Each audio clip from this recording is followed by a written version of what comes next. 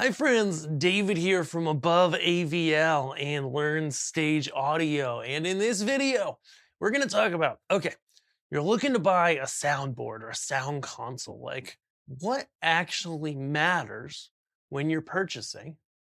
And how do you decide? Well, let's dive in.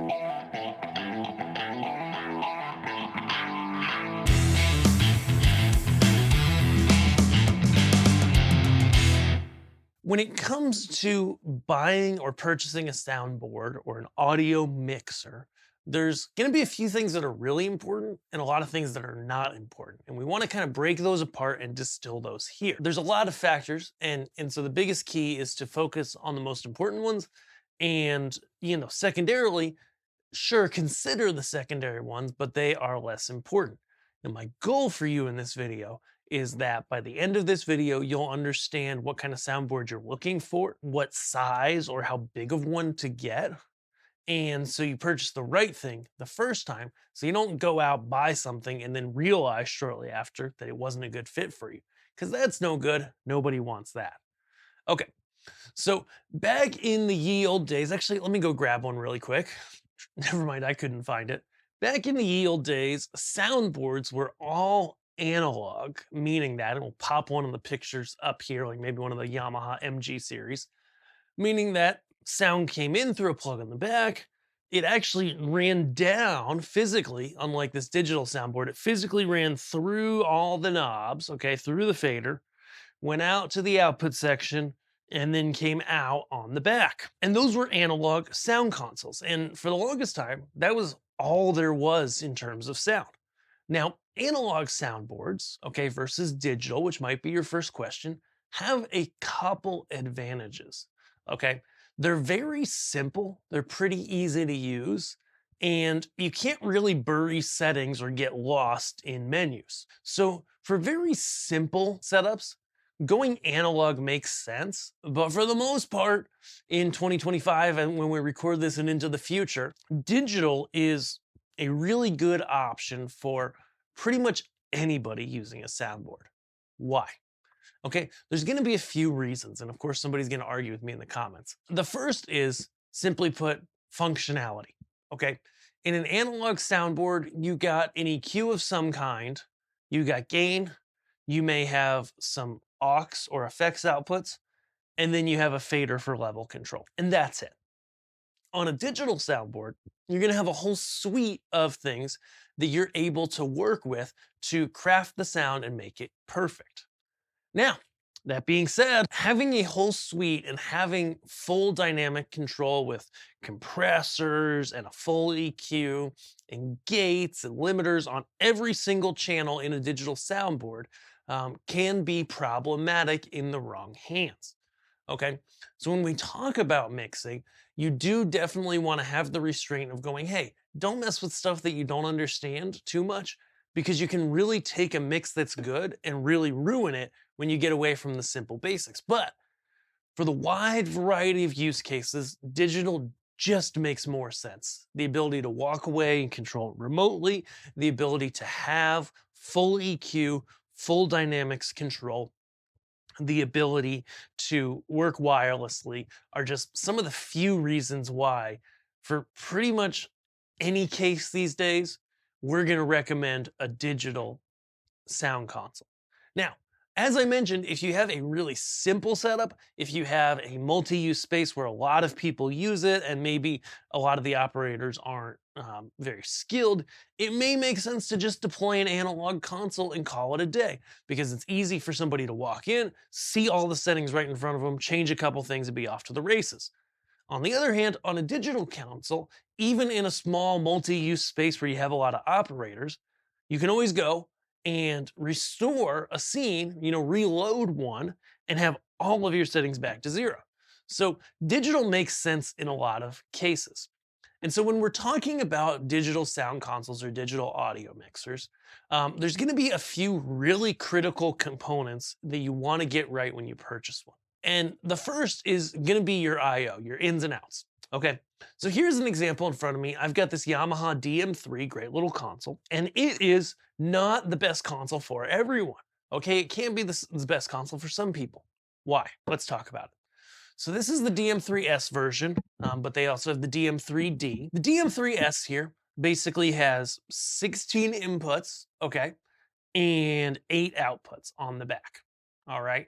And then if it was the D version, there would be a Dante card right here, which would allow you to network with stage boxes and have inputs that are on stage connected via a network to this console.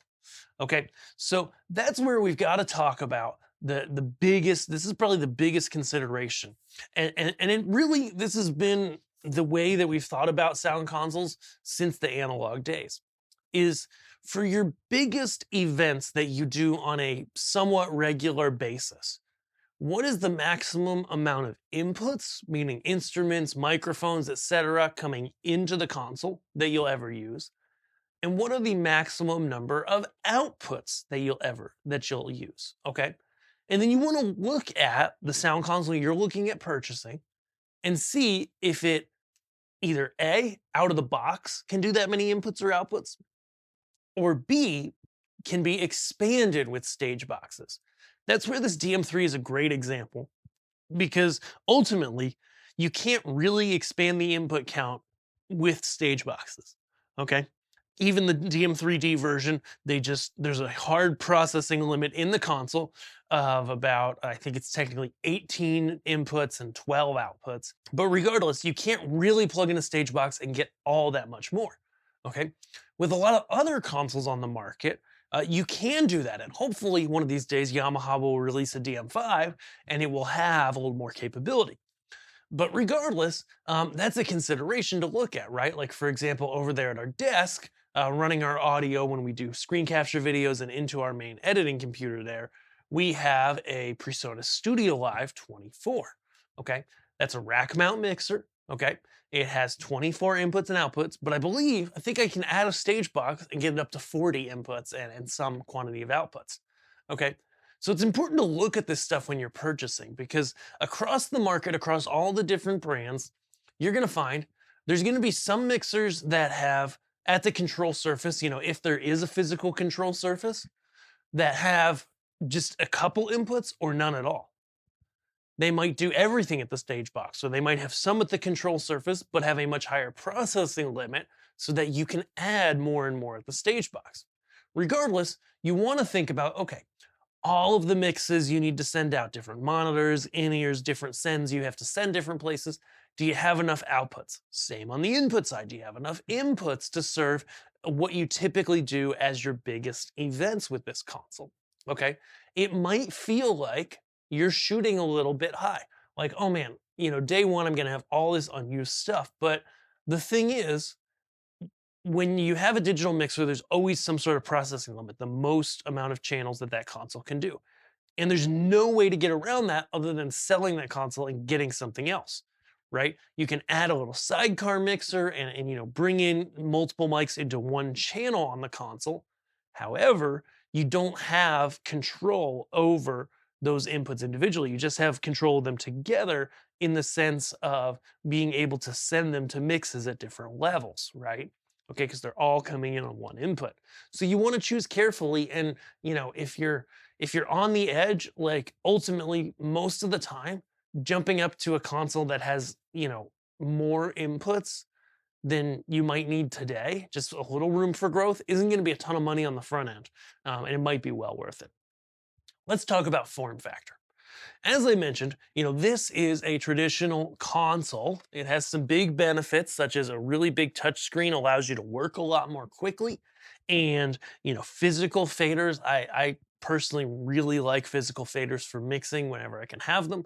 And, having a surface like this when it's on and when the screen's on and you can see everything allows you, between buttons and faders and a nice touch screen, it's going to allow you to mix and to make adjustments a lot more quickly to individual items. In addition, most consoles, this one included, allow you to switch between different banks or different sets of inputs. The more you can be on one page, generally the faster you can work. But of course, they have these banks so that you can have a more compact console.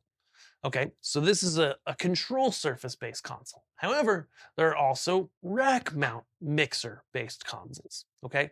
These are often have no screen or just a small screen, sit in a rack mount, have a bunch of inputs and outputs, can add stage boxes possibly, and everything is going to be either wirelessly controlled or controlled with a surface that doesn't have inputs. Okay. When do rack mount mixers make more sense? A rack mount mixer or just like a purely wireless, purely, screen based mixer makes a lot of sense when you don't have a lot of space to set up, when you don't have a lot of space maybe in your transportation, however you transport this thing to different events if it's not installed permanently, and gives you the ability to have a smaller footprint. The downside, as I mentioned, as compared to a physical console, is you can't work quite as quickly. Okay. It's not as easy to make really fine adjustments and to do so, for example, on multiple faders and to be working with my primary channels and adjusting them during an event at the same time. That's much more difficult to do on a touchscreen. That's where a rack mixer can have some really negatives. But for a lot of, gigging bands, people where it's like, okay, you're not making tons of adjustments during an event, then having something that has no faders, no control surface, honestly can be a really good bet, can save you space, make your life easier. You don't have to carry as much stuff around. And if you don't have a front of house location anyways, where you can see the stage and mix from, where you can hear and be able to work on the mixer, then maybe it makes sense to go with a rack mixer. Okay. There's pros and cons to both, right? In terms of form factor. So when it comes down to it, those are going to be the primary things when it comes to choosing a mixer. You want to make sure you have enough inputs and outputs. You want to choose the right form factor. You want to choose between analog and digital. Less critical, but still important things are going to be, okay, what's the quality level of this console? How long is it going to last me, right, before it starts to have issues? And what's the sound quality like? Okay. And I think that's a really key thing to note here is, across brands and across product lines and audio, as you get more expensive generally, you get better sound quality. Something like this Yamaha GM3 is a really interesting console because it hits a really attractive price point. Yes, it's somewhat limited on inputs and outputs, um, but if it fits within what you need, it gives you actually a better quality sound, most people would say, than cheaper mixers on the market. And the thing with a brand like Yamaha is they're particularly known for building mixers that last like a really long time. They just don't often fail. If you go out there and you look at the market, I mean, heck, we have a church plant in my church that for the first few months of their church plant, they were using a Yamaha 01V96. Go look that up. Okay. That's like year 2000 era stuff, right? It is still working, it's still operating, still totally capable to be used. So that's definitely something to think about is sometimes you jump up just a little bit in cost with a mixer, okay? But you end up getting something that is more capable, that is going to last longer and sounds better. And that's the biggest thing, right? Because if something lasts longer, you can often pay more for it, knowing that you won't have to replace it as soon, right? If a mixer lasts 5 years before it dies, a cheaper mixer, say, okay, uh, and this one lasts 10 years or more, then you can pay, technically, right, twice as much. And over that 10 years, it costs the same. That's the theory.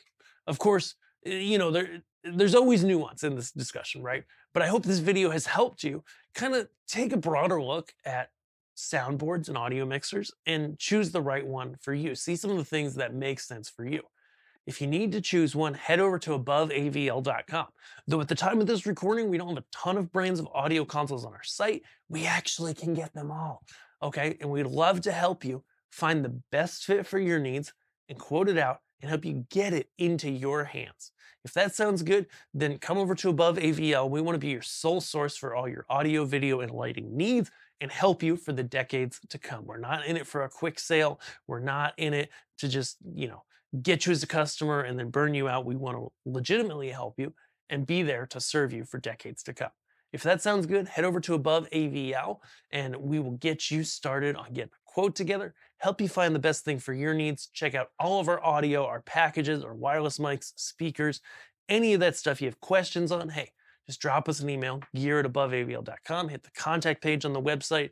We love to help people find exactly what they need and get the right gear in their hands so you can make amazing events. If that sounds good, we'll see you there. Thanks.